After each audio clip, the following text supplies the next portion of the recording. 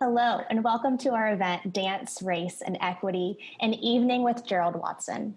I'm Dr. Carrie Morawski, an Assistant Professor of Communication Studies at Roanoke College. Tonight, I will be introducing our guest and acting as moderator for the Q&A. Before I introduce our guest, I want to say thank you to our sponsors and set up the importance of events like this. First, this event would not be possible without Roanoke College's Center for Studying Structures of Race, the Donald L. Jordan Endowment for the Humanities, and the English and Communication Studies Department.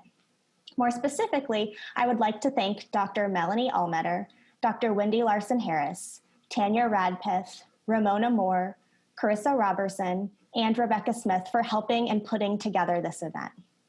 Events like these are important in a few ways. In our current political climate, with the continual push for Black Lives Matter, at the same time federal policies push back against institutions discussing critical race theory and white privilege, it is our job as critical intellectuals to have open and honest conversations about how race, culture, and privilege influence the systems and structures we operate in. It is our job to critique what we love, to make it better, safer, and more inclusive for everyone. This includes music, theater, the performing arts, and of course, dance in all of its forms. We're also in another cultural crisis that makes this event particularly relevant, the pandemic. During COVID-19, we have relied on the arts, television and movie performances, listening to our favorite albums, watching and rewatching Hamilton on Disney Plus as a means of coping with difficult situations. Yet Broadway is closed until summer 2021. Dance companies at the end of their season has moved their performances to virtual performances, and many talented performing artists, stagehands, directors, choreographers, etc., are redefining what it means to perform, train, and rehearse during this time. Now more than ever, it is important to remind ourselves what the performing arts grant us as individuals, even if we don't see ourselves directly tied to the arts. The performing arts, like dance, is more than aesthetic. It is more than entertainment. It is more than luxury. These performances are personal. They are political. They are a form of communication, resistance, protest, and activism. Most importantly, they are intellectual. Dance is an intellectual pursuit. It is theoretical, historical, scientific, as well as beautiful, which is why I invited our guest here today. There is no better person to articulate the intricacies of dance as it is connected to new and old understandings of race and culture than Gerald. Gerald Watson began his formal dance training at the Pinellas County Center of the Arts at Gibbs High School and the Academy of Ballet Arts in St. Petersburg, Florida. During his early training, Watson attended multiple prestigious programs on scholarship, including Boston Conservatory Summer Dance, Alonzo King Lines Ballet, Ballet Met Columbus, Nashville Ballet, and Bates Dance Festival. Upon graduating high school, he continued his studies at Boston Conservatory and graduated in 2012 with a Bachelor of Fine Arts in Contemporary Dance. In 2012, Watson then joined Nashville Ballet's second company. He became a Nashville Ballet apprentice in 2014 and was promoted to full company member in 2016. In Nashville, Watson also was faculty at the school at Nashville Ballet's children's program, where he created the Young Men's Scholarship Program, a program dedicated to creating a specialized training for young men in supportive environments that centers on athleticism, strength, camaraderie, and discipline. In Nashville, he was also faculty at Rejoice School of Ballet, a school dedicated to making dance accessible regardless of income and emphasize diversity in its values. It was at Rejoice that he choreographed an original ballet exploring the history of slavery, racism, and civil rights in America. Gerald retired from Nashville Ballet in the summer of 2020. He currently lives in Denver, Colorado, and is a teaching artist at Celebrate the Beat and instructor at Cherry Creek Dance, where he continues to create and teach dance curriculum that is both inclusive and accessible. Although Gerald is actually right now in Nashville hard at work studying choreography. Outside of the dance studio, Watson is a budding chef, a musician, and a dear friend of mine. Today, Gerald's presentation is divided into 3 sections: his work as a dancer, teacher, and creator. He has asked me to collect questions throughout the presentation, and he will answer questions in between each section, as well as hold a larger Q&A at the end of his talk to make this Zoom experience both more inclusive and dialogic. So please feel free to send in any questions you have at any time during the talk. Without further ado, Gerald, thank you for being here. Welcome to Roanoke College, even if we are virtual, and I will turn it over to you. Awesome. Thank you for that introduction. That's the greatest introduction I've ever heard in my life. It's an absolute pleasure to be here. I thank Dr. Morowski for bringing me in. We always talked about dance in high regard, and it's a pleasure to be able to share this with other people now. So I want to dive right in, but again, today what I'm talking about is a lot of my opinions and things that I've found over my time, and I understand that other people might disagree, and I love hearing these questions and to be able to dialogue, so please don't hold back. And without further ado, let's go ahead and get started. So for me, when I think about classical dance, I think about Henry XIV.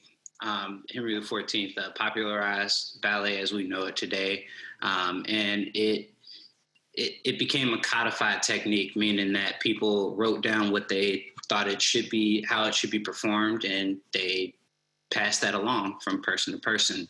And from aesthetic to music, ballet became an elitist art form. It was only accessible for the affluent and the fair-skinned. The subject matter, the participants, and the styles were all representative of a higher and more sophisticated class of people.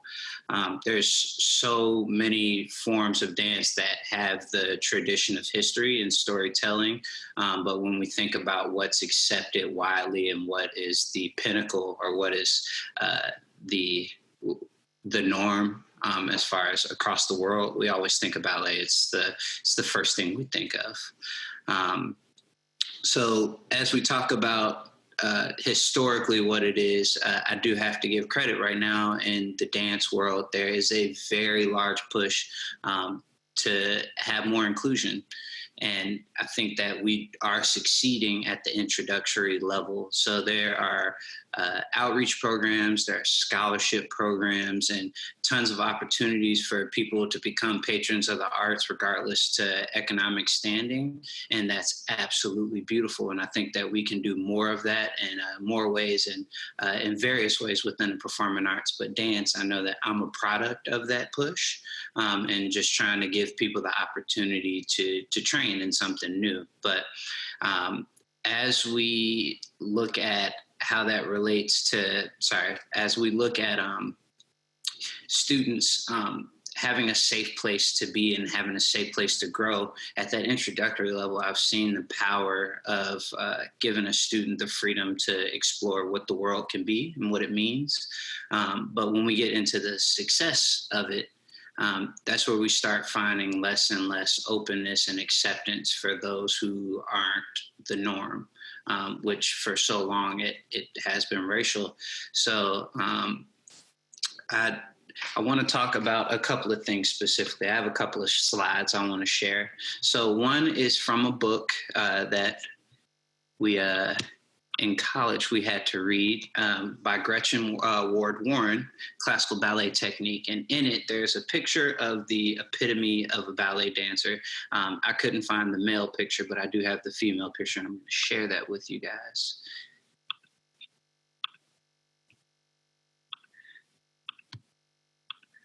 So, sorry. This will work. So looking at this, these descriptions, we have weight 85 to 115 pounds. That alone excludes quite a few people from feeling like they could be successful in something like this, let alone try or be comfortable wearing what this professional dancer is wearing here.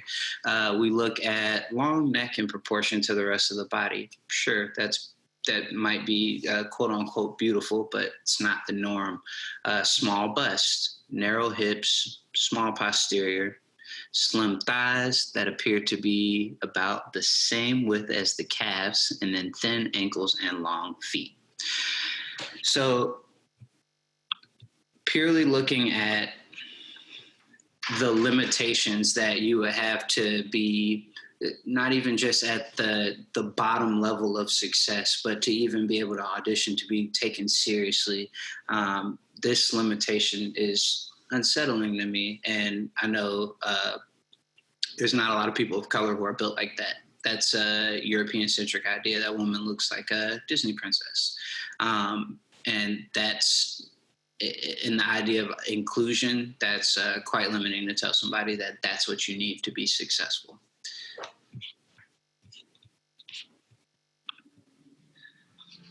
So also want to talk about tights.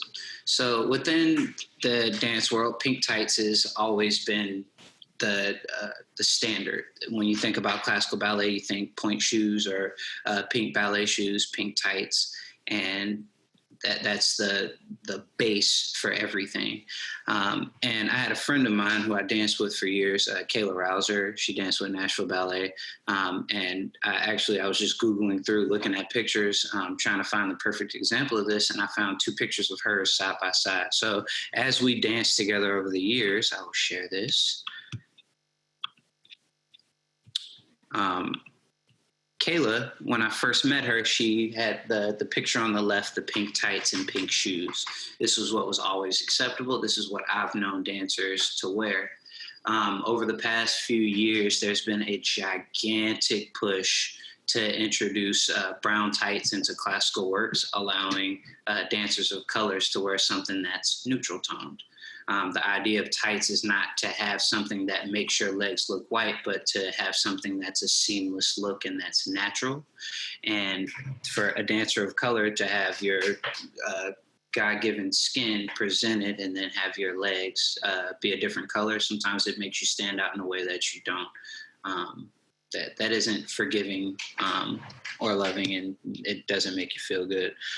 So I've been able to see the beauty of watching not only Kayla as a professional be able to wear her brown tights, but also having my other coworkers who come in at the introductory level being able to wear those brown tights and shoes, and then also my students, and watching their pride when they get just the right tone of shoe or just the right tone of tights, and for them to feel beautiful.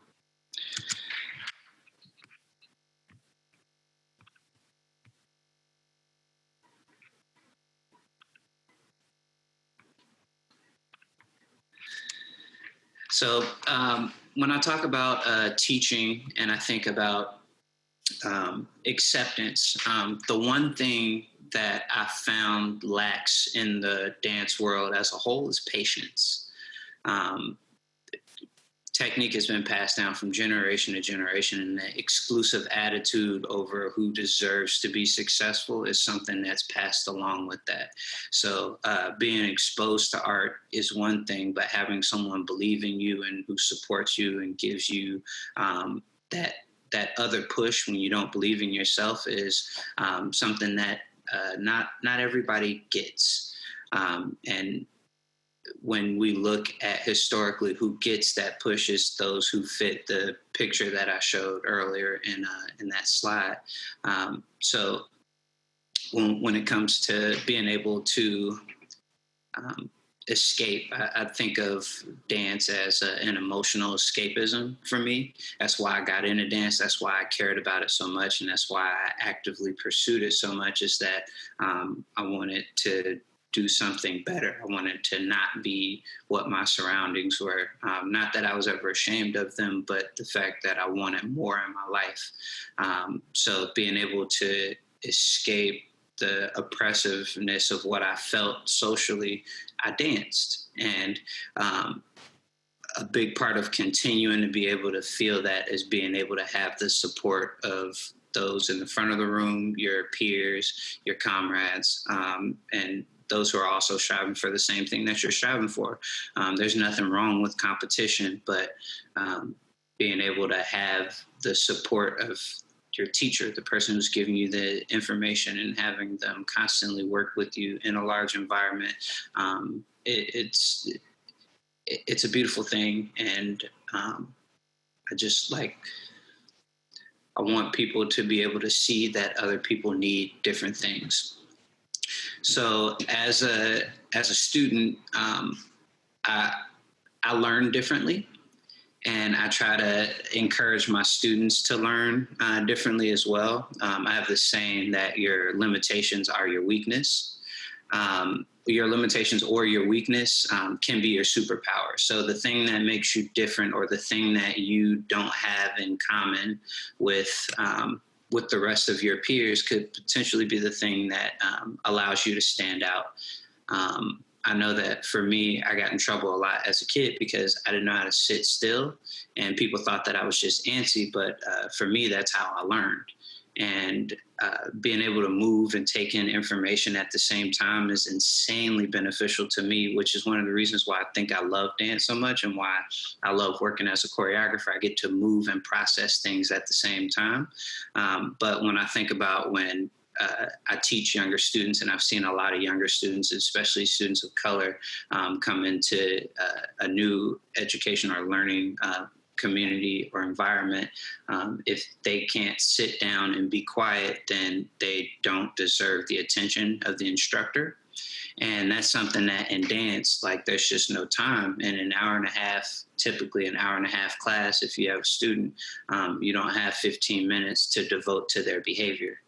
But I think that understanding that discipline isn't necessarily,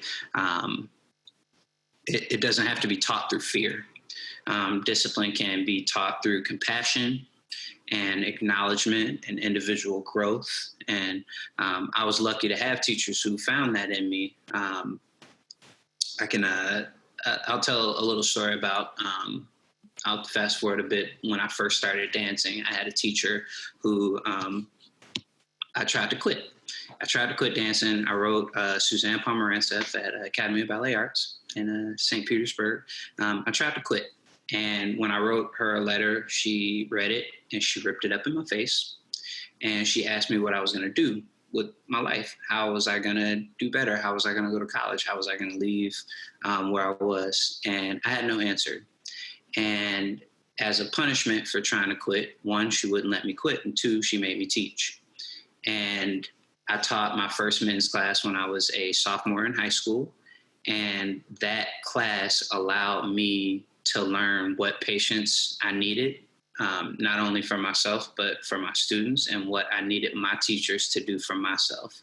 So being able to process information as a teacher allowed me to understand that there is time, and there is a way to give everybody a pathway to success. The end goal might be the same for every student, but the more variety and paths that we can create, the more success we have access to. So looking at dancers who might not be the strongest at math, this is an opportunity for us to teach them that through music. Music is math, music is science, music is timing, and being able to convert that and convey that to students through dance is something extremely powerful. But if we can't get past the sit down, shut up mentality, then there's no way that we can include everybody educationally. Yeah. All right. I want to take a brief pause. If there's any questions, I would love to answer. We do have some questions for you. So one is kind of a question of like top down or bottom up transformation of the world of dance. So in terms of being more inclusive, like you were talking about, do you see this as a top down approach from dance companies trickling down to local studios, or is it the work of average dancers, local studios, pressuring companies to be more inclusive? I think it comes from the top down. I think that it has to be an in-house decision. It's a culture change. It's not just an attendance change. It's not just a summer program change. It's from the heart of what the goal of of the organization is. So if inclusion and diversity isn't a part of the heart of the organization, then it's only going to be superficially fixed, and it'll continually break down, and we'll continue to have to try to fix it, as opposed to something that well, we're talking about success. So if the people who are introducing people are getting better and better and better, but the people who create that success, or they are the ceiling, you know what I mean? Like these companies, these large companies, if they're not on board, then we just have a bunch of people who want to do something, but not a lot of people who are getting to succeed. Yeah, I have two other questions for you. One is asking, how did you get into dance? And is anyone in your family a dancer? We are social dancers in my family, but actually, I talked about this earlier. I love talking about this story. So I went to a performing arts middle school, and I was a visual arts major, and I was terrible. I will honestly say I did not like the art I made. I loved making art, but I wasn't very good at it. And one day I went to the restroom and I heard some classical music from down the hallway, and I looked in and I saw some girls and I was like, ooh. And then I saw some boys in the back and I was like, I didn't think they were very good. I was like, I could probably do this better than those guys. And come to find out I couldn't. I was not as good as those guys at all. I think one of them's out there, Austin. I think you're watching right now. He was in that class, and that's how. Once I realized that I was terrible, is when I tried to quit, and my teacher just told me that no, I just had more growth. I wasn't quite there yet, and I needed something to break through. So I still teach. That's where I got my passion for teaching from my parents. My mom was a teacher, and then the ballet teacher, Ms. Pomerantz, making me teach a dance class. That was definitely what shifted me into continuing to progress to become a professional. In that same line, someone also asks, were you ever bullied for being a male dancer? Funny story, yes and no. I was, but I also had a good group of friends who weren't dancers, who liked me as a person and always defended me.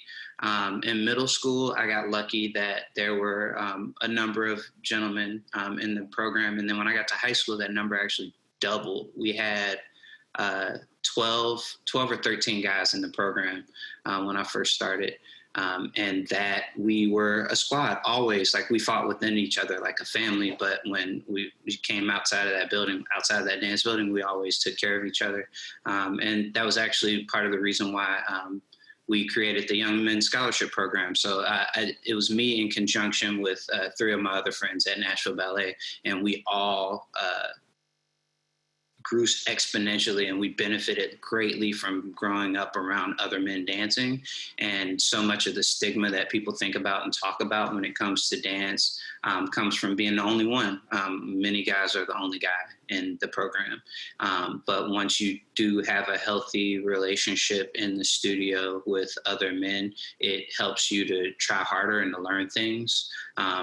If you're the only guy, then you're only learning from your own body. But when there's other guys who are going through similar issues and they're once again finding their own pathway to success, it helps everybody grow.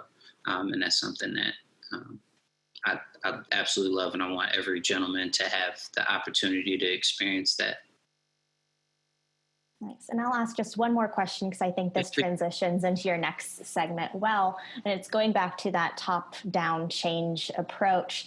So this question reads, how have companies managed to change successfully? What prompts this change? Is it generational? Is it related to funding or audiences? There's quite a few different things. One is just having dancers succeed who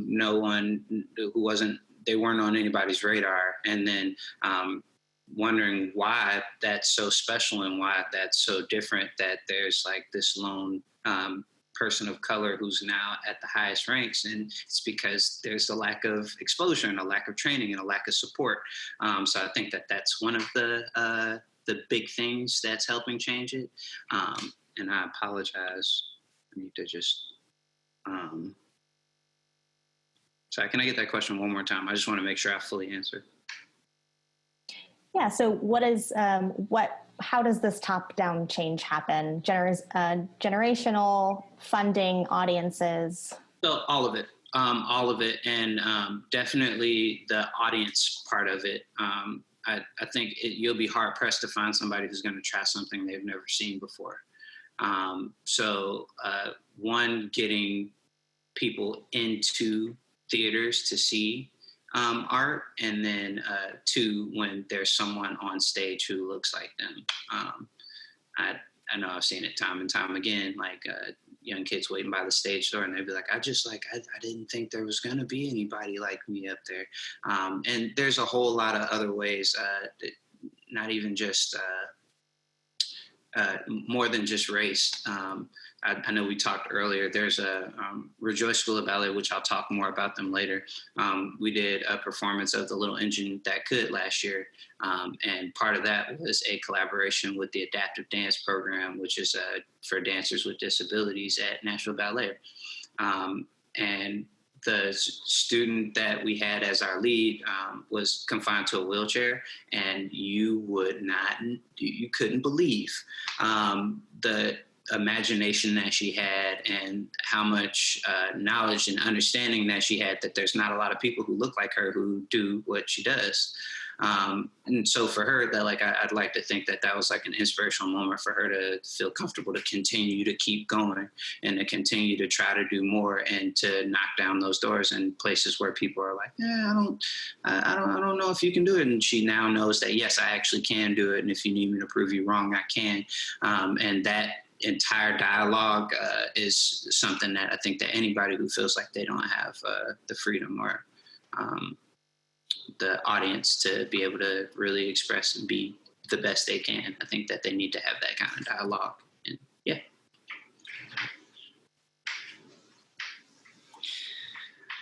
All right. So moving on to performing.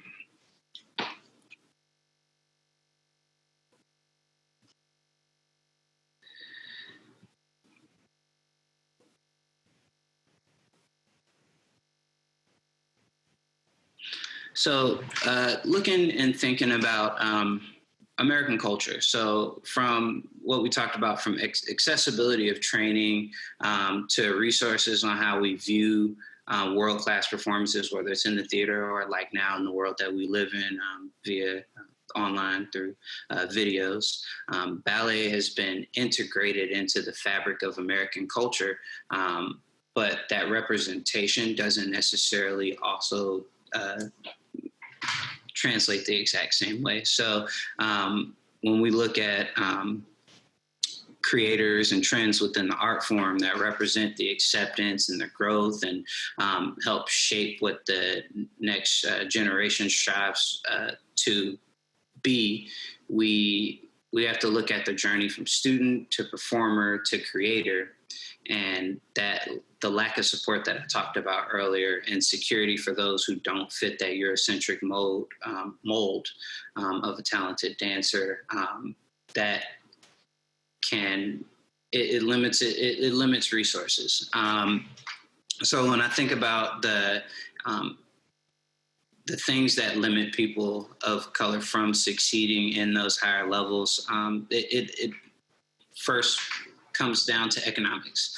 So where are your studios? So not only just transportation to and from studios, like not everybody has the ability to leave where they're going to be in a quality place where dance training is going to take place, but also the comfort level of that student when they're in that type of environment. So if there's a lone student of color and they're not only the only student there, but they're the only person of color in the neighborhood, and they're traveling to and from class, there's absolutely no comfort within that commute. And when you have them in the classroom, they don't necessarily get to feel like they're themselves.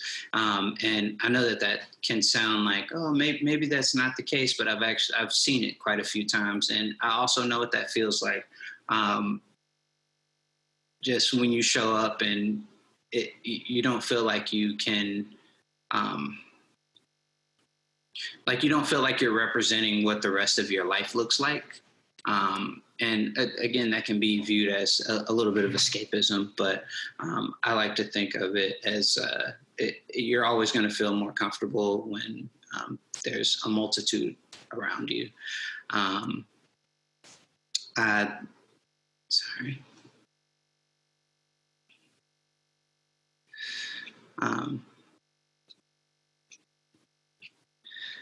So me personally, absolutely loved performing and getting to perform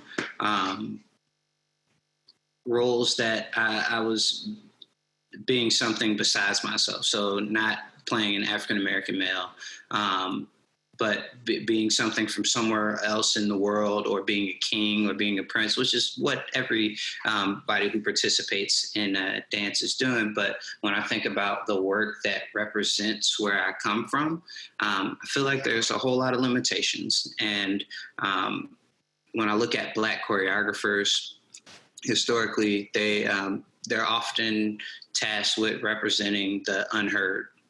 So the subject matter is reflecting what's important to the culture, and it is the basis of Black American dance. So instead of making work that is acceptable and representative of everybody, you find yourself representing the marginalized quite often. And so many of the most famous Black choreographers and pieces, like when I think Revelations is an absolutely beautiful piece of work by Alvin Ailey and performed by Alvin Ailey American Dance Theater at just about every single show that they do. And the piece, it depicts the beauty of Southern Baptist Black life in America, but that piece is kind of, it's not limited. It's beautiful. It's representative, but you don't see a lot of Black choreographers creating work that is representative of things outside of their community. So they oftentimes feel a little pigeonholed, and I would love to see more opportunities for choreographers of color to create works in different styles and different forms with different companies, and just being able to reach outside the box and create work for everyone, instead of being where Black choreographers work with Black dancers. I think that's another place that we can be, have more diversity and crossover, not just having majority white companies having Black dancers, but also the other way around, and working with each other and cross-pollinating our dance world. And so I kind of I want to take a break. If anybody has any questions here, I'd love to answer. There are definitely some more questions. So on the same note of being a performer, someone asks about your dream performance and dream role. It's hard. Actually, no, it's not. I can tell you exactly what it is. I remember the first time I watched it, and this is speaking back to representation, Othello. Man, I can't believe I'm blanking on the choreographer's name right now. But when I first watched it, it was San Francisco Ballet, and it was Desmond Richardson. And Desmond Richardson is one of the most incredible performers that I've known in my lifetime. I had the pleasure of meeting him. National Ballet performed at the Kennedy Center a few years ago, and Complexions did as well. And that was the first time I ever got to meet him. And I told him how much he meant to me as an inspiration. But that ballet was, when I saw it, was performed by a Black man. It's about a Black man, and it speaks to how I feel about being a Black man in a white world, quote unquote white world. It's everything to me. Aesthetically, it's beautiful. Subject matter is super personal to me. That's my dream role, Othello. Thanks. On that same note, talking about Desmond Richardson, this Well, actually, two different individuals ask, who are your inspirations in the world of dance? Yeah, Desmond Richardson is like up there. I will say Alvin Ailey. Not only did he create a company, but that company changed the scope of Black dance in America. I think it's wonderful to be a pioneer when sometimes when you're not even trying. You know what I mean? Just being the first to do something and setting such a wonderful precedent. Mikhail Baryshnikov, because I'm short, we're the same height, 5'7", and he opened the way for a lot of short dancers. If you were short before, you were limited to certain roles, and he was one of the first short guys to be a powerhouse. There's a lot of other dancers I look up to. Actually, peer-wise, Calvin Royal. I remember watching him start dancing, like taking his first classes and performing in community shows and just being like a wide-eyed kid, just ready to take on the world. And he's managed to stay humble and get better and better and better. And he's like on the top of the world now, and that's an inspiration. Sometimes people like to knock on hard work and they're like, it doesn't really pay off. No, it does. And he's the example of that. So yeah, he's definitely inspiration. So yeah. And then there's a couple of folks asking, what other genres of dance do you dabble in, and what other genres of music are you interested in? Ooh, everything and everything. So dance-wise, growing up, we did Russian character, which is like one of my favorite things in the world. It's super athletic. Hip hop is before that. Like before I started taking ballet classes, me and my friend Ben Robinson and the 7th grade talent show did hip hop. We danced to "Come On, Baby, Baby, Come On." I think it was. Yeah. Love hip hop. I still perform hip hop. Still take classes every now and then. I love contemporary and modern work. I got exposed to a lot of choreographers in college who opened up a world of dance to me that I didn't know anything about. Improvisation is my absolute favorite because not only is it's freeing, but it's also a creative tool that I like to use quite often. So instead of thinking everything ahead of time, it allows you to just open up and use your senses to make good choices and create things in real time. So I love improvisation. Tap is one thing that I'm terrible at, and I wish I was better. Music-wise, living in Nashville, I've met so many wonderful musicians that have turned me into fans of that type of music because I was able to spend time with people and ask questions and really understand why they choose or why they love the things that they make. And it makes it a whole lot more personal. So I've become more objective in how I listen to music, but I also listen to more music and more variety of music. I absolutely love hip hop, funk, and classical. I probably go Stevie Wonder, Mozart, and Tupac.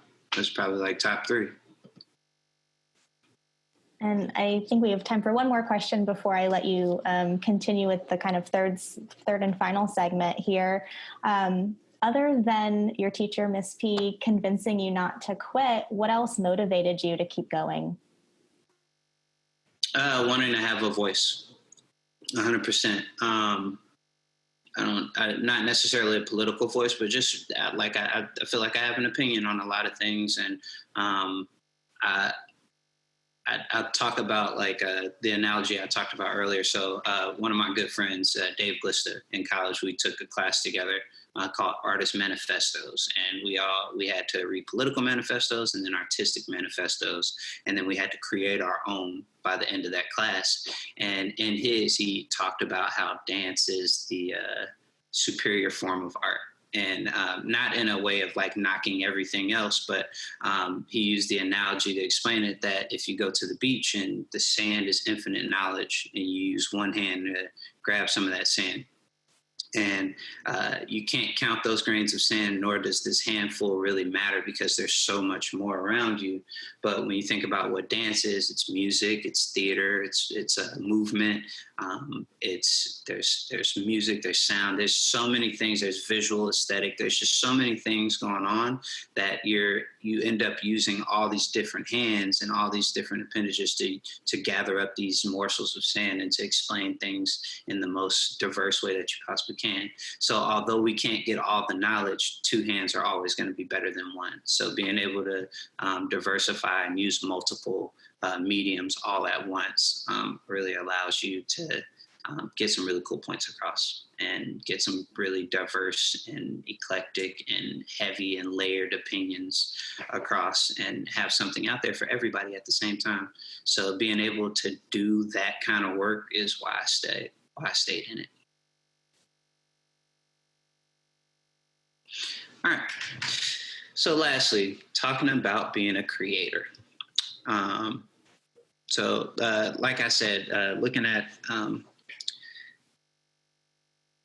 I think I want to focus on dance as a form of protest, social protest or social commentary. So when I think about that, me personally, my favorite example of that as a patron is a ballet called The Green Table. So The Green Table was created in 1932 by Kurt Jooss, who was a German choreographer. And the piece is talking about the World War and the futility of peace talks because there were people who were behind closed doors at this theoretical table who make all the decisions. And throughout that ballet, it goes through all the different layers of people who are affected by the decisions of war. And not only there's one character within it, and it's the character of Death. And Death has this dance that has this constant pulse to it, and he never stops dancing. Like, he might not be on stage, but even just theme-wise in your heart, you feel like he never stops. And it's a driving force within it. And when I think about people speaking their mind about what's going on in the world and in a way that makes people want to wake up and listen, I remember the first time I watched it in high school, and I've had dreams about it. Every time I see a picture of it, I can hear the music in my head. And it really was a form of protest that someone used to express an unpopular opinion during a time where everybody in the world was afraid to speak their mind. And he did it in a way that was entertaining.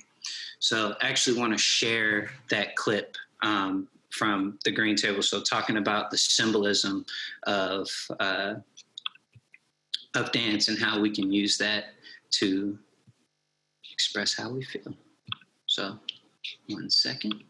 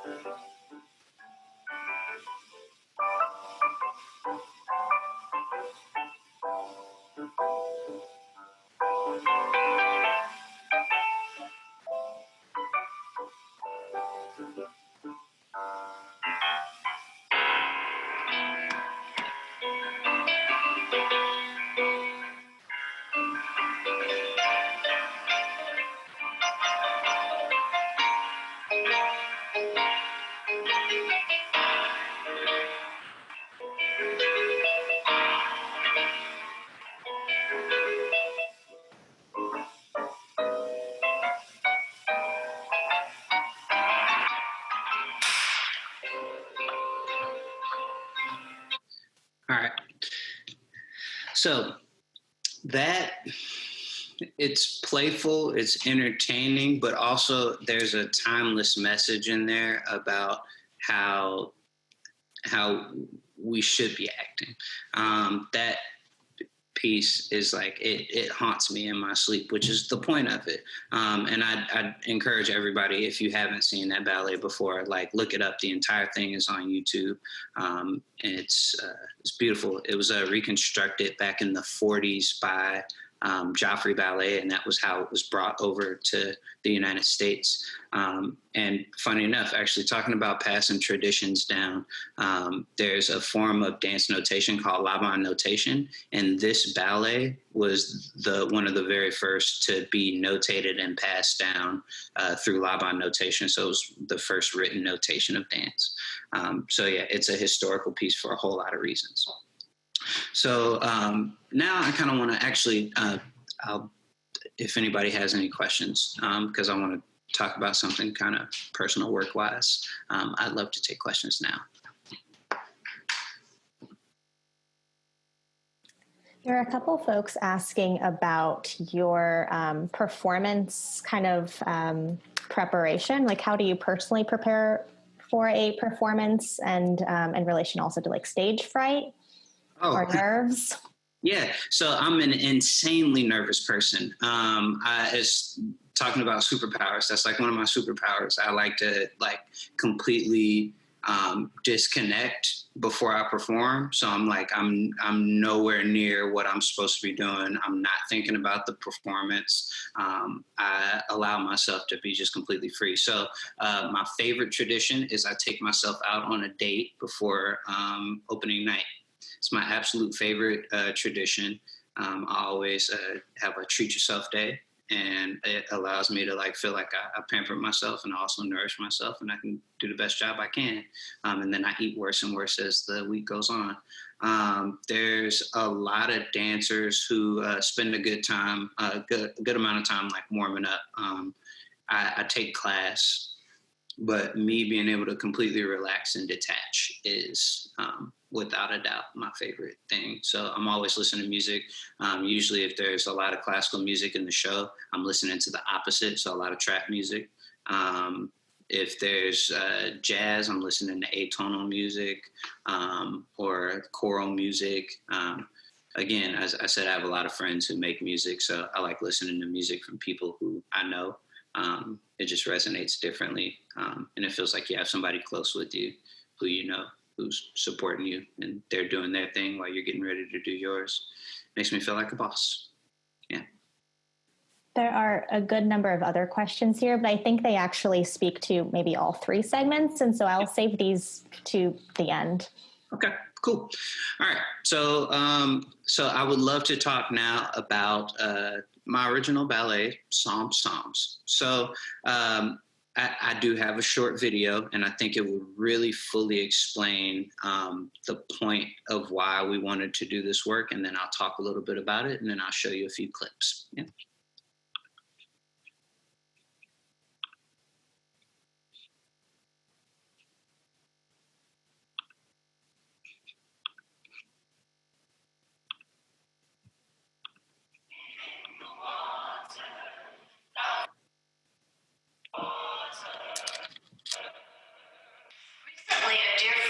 Said she doesn't think we should perform a ballet about slavery, racism, and civil rights. She doesn't want us to focus on our differences, but to come together as one. Another friend said to me that no one living today was a slave, or even their parents, or probably even their grandparents. I never owned a slave, nor did my parents, so why are people so upset? I wanted to create this ballet because I love my African American brothers and sisters. My life has been enriched by them, and I see how hurt they sometimes are by our culture of whitehood. Many white people are unaware of the indignities and humiliations African Americans experience every day.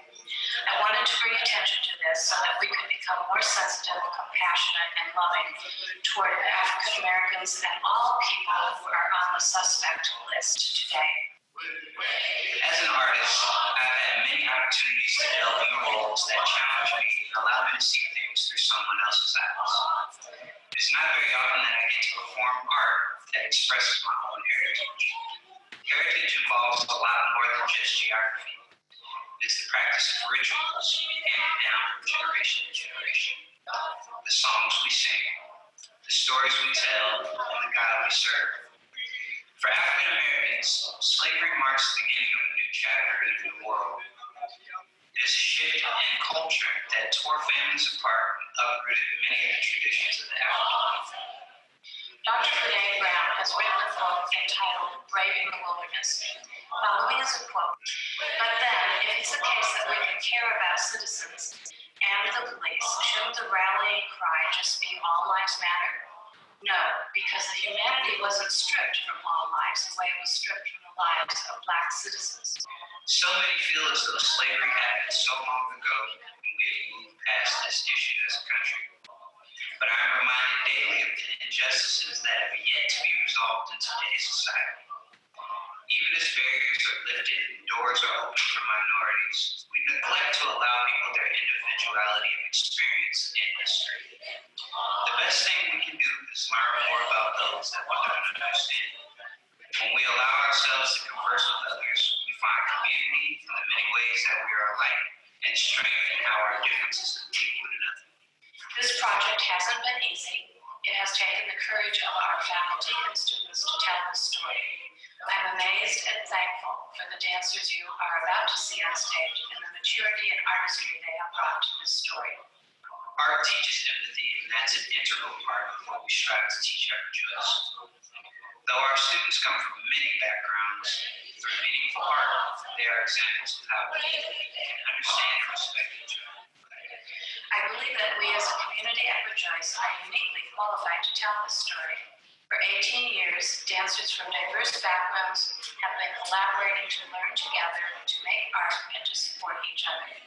This project is at the heart of our mission, and I could not be more proud of what we have created together. Psalm Songs is an opportunity for every Rejoice student to delve into the experience of racism in America. Not just to paint a picture of pain, but to share stories of hope, growth, love, and sacrifice. These songs are meant to bring us together.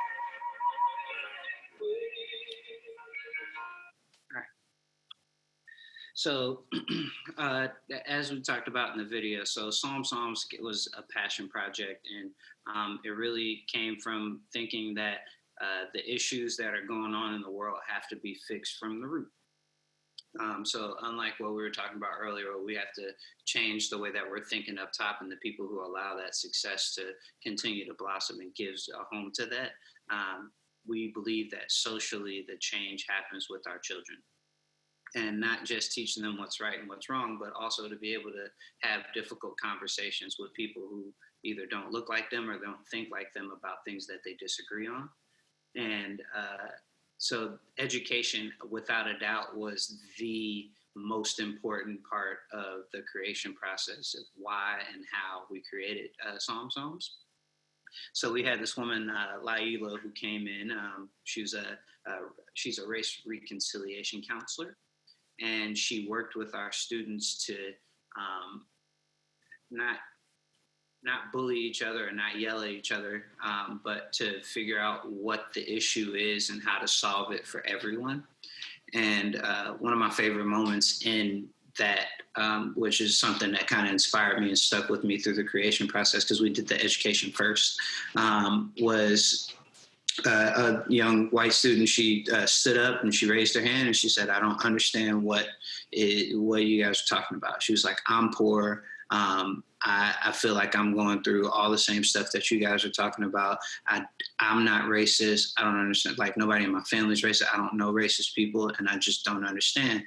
And as I was going to say something, raise my hand as the adult in the room, one of my students stopped me and she was like, "Can I take this from Mr. Gerald?" And she did. And over the course of 5.5 minutes, these two students hashed it out in front of all their peers, and they hugged at the end and they apologized to each other. And they both understood each other a little bit better. And I was just thinking that I don't see that very often in adults, and it led me to believe that we were doing the right thing at the right time for the right people. And even as we produced the show, after the performances, we'd have people who would have questions, adults who'd come in that they'd have questions, and I didn't have to field a single one of those. Those students were 100% equipped to have those conversations. And not only was it inspiring, but I think it was eye-opening to our audiences to see young people who were able to process information like that. And not just historically, but in real time with what's going on in the world today. So if you guys don't mind, I would love to share just a little bit of Psalms with you. I'll try to keep it short. I had longer clips, but I think I'm going to just truncate them a little bit and show you healthy chunks. And then I'd love to have a few questions at the end. Yeah. All right. So I'm going to share.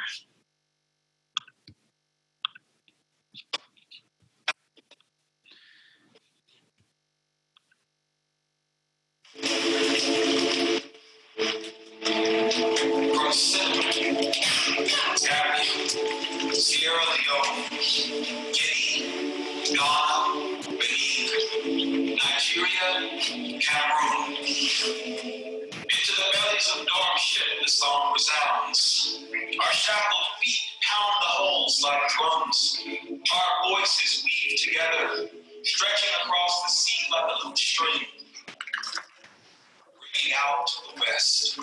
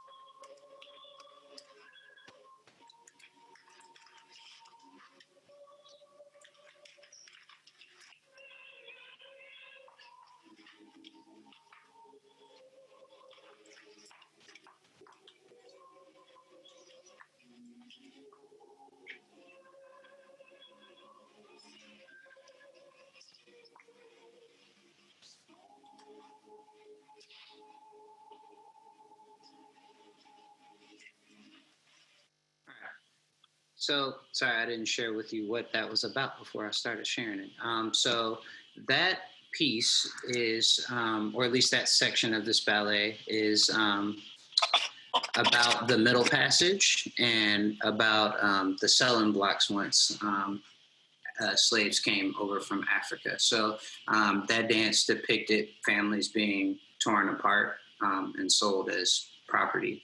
And during that, we had conversations with our students. So the ballet was broken down into three sections. One was the Middle Passage.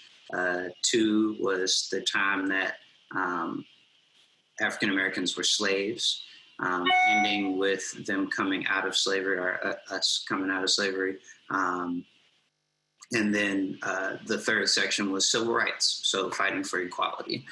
And I think I don't even think I'll show, unless we have some time at the end, I might show the other clips. I can just tell you about them.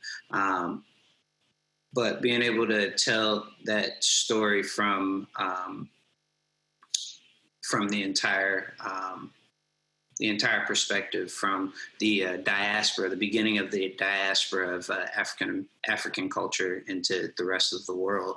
And by diaspora, I mean spread. So how the culture has not only spread, but how it's changed and how it's adapted. And yeah, it was absolutely wonderful. I just, like, in the corner, I see this question, the age range of the students. So that actually talks to the educational planning. We had two age groups. We had students ages, I think it was 6 to 11, and then 12 to 18. So each group had a set of books that they all had to read. There was one for the younger age group, and then one for the older age group, and then that was the basis for the conversations that we had when we were all together. So actually, Dr. Morawski, I'd love to open it up for questions. Sure. So there's a couple of questions. I'm going to kind of combine them into one, but actually Austin Finley asks this in the best way. So I'm going to read his question directly to you. I've always thought about economic disparity being a driving force for inequality in the dance world. How do you believe we could potentially move forward in closing that gap to propel Black dancers forward in the dance industry? That's a good one. Well, when we look at how we can make dance accessible to people, it's not just a matter of can a parent pick up more hours, or can they make a couple more dollars. Sometimes it's can the student afford to be using their free time to go towards something that they love and that they believe in, or do they have to work? Are they putting in? Are they providing for their family? I know that one thing that allowed my parents to fully support me was the fact that I was self-sufficient. And I say self-sufficient. I wouldn't be here without sacrifices from people like Ms. Pomerantsev, she is a lone woman who refinanced her house at one point to pay for our costumes. And she helped us if students couldn't afford to go to ballet competitions. She did anything that she could to support us. And I think that if one woman can do that kind of work, I think that we, in the higher levels, I think that we can just put an importance on our funds and where we spend them and how we spend them within our organization. So instead of putting on the show that we're extravagant and that we're continually growing, then we can invest that in the community, and then the community knows that we care about them, and then they're more inclined to trust us with their children, or to trust us with their growth artistically. I think that that's kind of the easiest way to start, is to just invest in the change that you wish to see. Not saying that you believe in the change and then hoping that it happens, but being the catalyst for that change within your community. So really going out, reaching out, finding those students who have a natural talent, and also finding those students who have a need. Because dance isn't just exercise. Dance is also therapeutic. Dance is a medium, as I said. It's an opportunity for you to express yourself. So going in those high-risk situations and finding those students who need that outlet, and then figuring out what it takes. So it's going to take more than a Band-Aid or a common answer to address what everybody needs, but really taking the time to see the different kinds of needs and what we have the resources to fix right away versus what we need to work on. A question that kind of also points to fixing inequality. For those who are not involved in the dance world, how can we encourage inclusion and diversity in the field? Well, being a patron is like the easiest way. If you're not participating, then the only way you really can support is going. I mean, of course, you can donate money, but like besides throwing money at something, also a great deal of dance companies are nonprofits and therefore need volunteers. And I think that having working at the front desk, you know what I mean, or giving your time, if you do work in some type of field that can offer in-kind gifts to organizations, I think that that's an awesome opportunity. And then while you're there, you have a voice, you know what I mean? And creating that relationship and then being in charge of the change that you wish to see. I know that I'm not the only person who's like this, but when I was at National Ballet coming up, I worked in every department and I knew everybody in the building because that allowed the things that I wanted to be involved in or the things that I wanted to change or the places that I wanted to see change. It allowed me to have the audience of those people. So the more of a relationship that you have, the better opportunity you have to change things. And yeah, like maybe you can be on the board and that's probably the biggest and best place to make that change. But if that's not the resource that you have, then finding ways to contribute to your local company and let them know that you care, you're here, and you also have opinions. And I think that they'll listen to you if they know. There's a question here about how dance institutions and dance companies can sometimes perpetuate racial and gender stereotypes or forms of oppression. Yeah, that comes with the classics. So if we're doing ballets from the 17 and 1800s all the time, and that's all the work that we do, then without fail, there are going to be those setbacks. And they're going to happen time and time again, and we're going to normalize it. So it like historically, you have to recreate those ballets. Like I'm a huge proponent for that. That's why I love Laban notation. That way that these things don't ever get lost. And they're always written down, even if they're not passed down through the oral tradition. So being able to notate things. But I think when you're creating new works, and I know that this is something that when I was dancing in Nashville Ballet last year, we talked about all the time, and the programming, they always talked about it, like how can we be more inclusive? Like this year, they're doing an all women's choreographer show.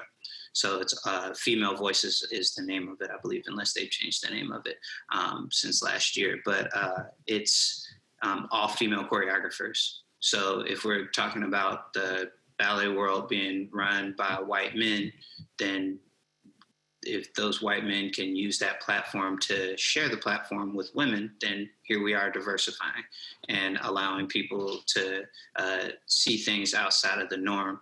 Last year we did a show based on gender, and we had different choreographers who associated with different demographics or gender, different sexualities, and they all did brand new pieces that focused around that principle. And I know that there might have been some people who might not have agreed with the basis for that show, but the house was still full because there were so many people who had never seen themselves represented in dance who are now interested in it because they got to see something outside of the heteronormal relationships being portrayed on stage. having choreographers of color come in is like awesome, especially when they do work in the community or they know people in the community, and you have all these young kids. They're like, that's how far I can go. They're like, that you mean I could be in charge I can create, you know what I mean? And then that's long haul steam, you know what I mean? As opposed to just like a little bit of steam, like a little push. That's like an inspiration to continue way past where they are to where they could be. And I think it just speaks volumes. So I think more diversity in the creative is going to help with that. Yeah. This question asks, as a Black dancer and activist, how do you handle colorblind racism? That one is hard. I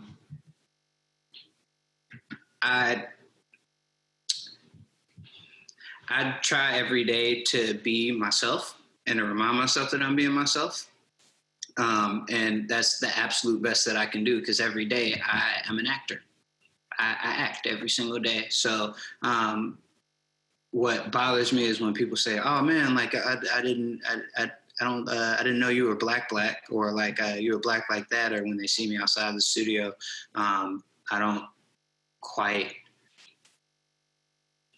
don't fit the normal of what's in the studio, nor what I should be or what people expect me to do for a living when they see me outside of the studio. So quite often, I take it as a compliment, and I apologize if I'm not taking the meaning of what you said, how you meant it. I can't take away the fact that I'm African American or that my skin is dark. There's nothing that I can do to change that, but I can change the opinion, or not. I can't change the opinion. I can change how I react to people who don't view me as equal. So I can give them the opportunity to learn something about themselves and learn something about people who don't look like them, or I can live up to the expectation.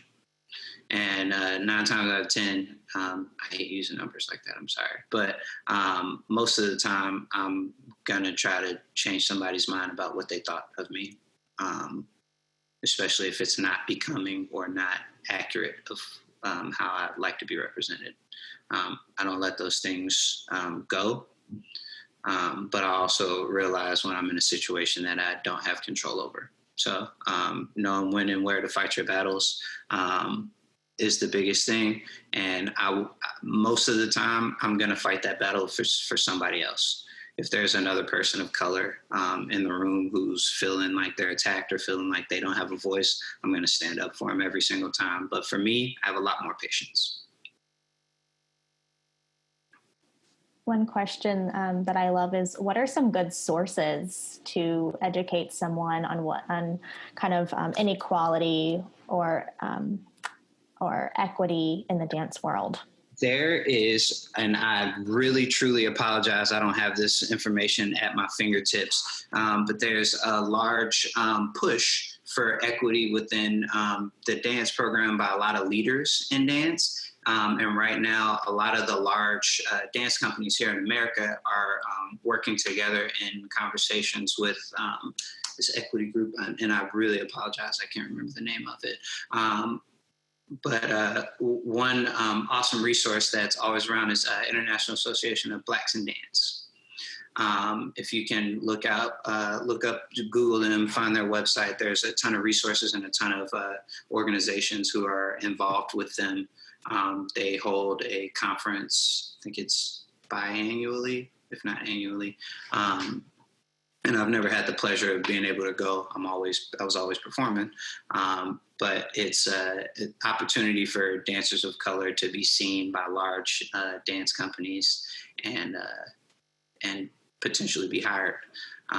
So that's I know that's a resource, and that's a great place to kind of start. Yeah.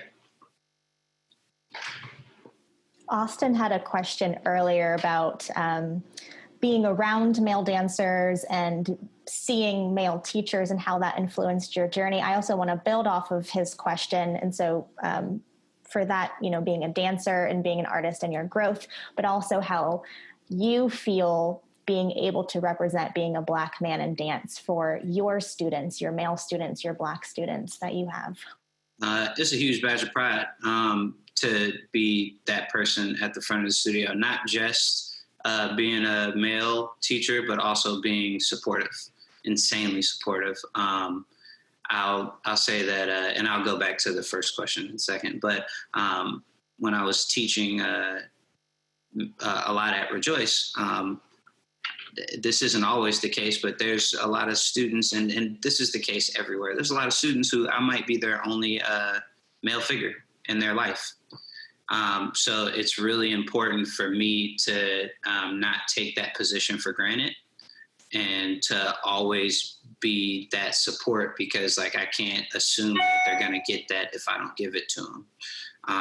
So being not only being their own, like perhaps the only male figure around, but there's not a lot of Black male dance educators. So I also know that there's a potential for me to be the only male Black dance teacher that they get in their time, unless they're looking for that. And I don't take it for granted. I always try to step up and try to be the absolute best version of myself that I can be, because I know that not all stereotypes come from ignorance. Sometimes they come from bad experiences and a lack of diversity in that experience. So being able to support each and every student and making them feel special is also part of me being a Black male educator, something that I don't take lightly, and I don't think I have the luxury of doing that. Now, growing up having dance teachers, man, I absolutely loved having male teachers, and there's like a little bit of like a game recognized game mentality about it. Like, you know what I mean? Like, and I know that from teaching young men, like being able to be like, listen, I understand that you are going through this right now. You're going through that right now. And those are things that we might not want to talk about, but we have to work through them in order to get better in this field. Like, you have to be honest with yourself, and you have to really trust yourself, and you have to love yourself, pushing forward to be successful and to keep yourself healthy, both mentally and physically. So to have somebody who understands that that's not always easy as a young man, and to continue to keep pushing you on the right path when there's so many other things that can tear you away from that. And as a young Black male who went to an all-Black school, or a mostly Black, so historically Black school, and being surrounded by not the best choices all the time, I was really blessed to have those positive choices around me, and not just have them, but have somebody constantly pushing my back and making sure I was going in that direction. And yeah, not everybody takes that advice to heart right away, but it really helps when you have somebody who looks like you and acts like you and talks like you and understands who's helping you along. I think we have time for one more question. There is a question about witnessing typecasting in dance. And I know earlier you told you told the Swan Lake story. Yeah, so I will talk about that. So historically, Swan Lake, you have the corps of white swans. And this kind of relates back to the whole tights thing. So I remember during Halloween one year, I came to class and I was dressed as a white guy. And my teacher was like, "Your makeup is terrible." And then he told me what I needed to do if I wanted to be a white guy. And he told me about one of his coworkers who had to paint himself or paint herself green to cancel out the reddish tone in her skin before she could paint herself white, so that from the audience she would look like everybody else. And like I laughed about it because I was a young man in college, but then as I think about it now, and I think about some of my coworkers who are always in the back of the line, kind of like the period at the back, like, you know what I mean, the punctuation at the back, so that you don't stand out in the middle of a line of white. And what we have to go through every day to fit in. There's a lot of my coworkers my former coworkers, when they go to wear flesh tone shoes, they just wear their pink ballet shoes. And that was the whole idea of the pink tights. But like dancers of color have to spray paint their shoes or pancake with makeup their shoes to get them to match. And it's moments like that make you stand out and make you feel like you're not a part of the unit. So yeah, you always know that you're going to be in the back so that you don't stand out. That's probably like the most blatant typecasting, but I will say that at Nashville Ballet, that's something that I know that I've talked with the director, Paul, numerous times about trying to make sure that we don't typecast like Nutcracker. There's a conscious choice to mix the races of every single family so that it's not like, all right, we have the Black family over here, we have the Hispanic family over here, we have the Asian. We want the kids to look like the parents, because that's not what households look like a lot of times. And to force people to look at dancers or look at casting a certain way so that it's appeasing to the eye. I think we need to train ourselves to be more accepting in what we see. And that's just like a choice of a conscious choice to make sure that we're not typecasting. And then when we look at Psalms, when we were creating that, we made sure that if there were going to be slave owners or being depicted in the ballet, which we actually didn't do a lot of, that it was going to be a mixed group of students so that the students, African-American students, would understand what it feels like to be the person oppressing someone. And then having our white students understand what it feels like to be oppressed historically. So giving everybody an opportunity to see things from the other side and not just pretend to be that, but to also process the emotions and the actions and how their actions are the reactions that they're causing. Gerald, I want to thank you so much for being here with us today, even if it's virtual, and I hope that one day we can bring you on actual campus to Roanoke. That would mean the world to me. That'd be awesome. Thank you so much for having me. This is an absolute pleasure. I don't know if y'all can tell me that I keep moving around in my chair because I'm super nervous. But I think all these questions were wonderful. This was a dream. And I'd like to think that this is part of my life work, and it's not very often that I get to talk about it and conceptualize it. So this was definitely a learning experience for me to be able to like talk and express how I feel about it. So thank you. Thank you. And thank you all for participating, asking questions, and attending today. And this will not be the last you see of Gerald Watson. Bye, everyone. Thank you so much.